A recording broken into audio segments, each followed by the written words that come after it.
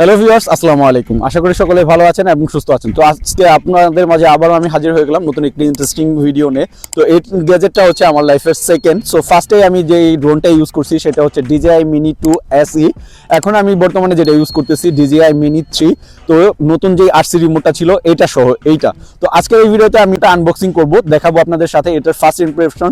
তো বন্ধুরা আর কথা না বেরিয়ে চলুন শুরু করা যাক আজকের ভিডিও।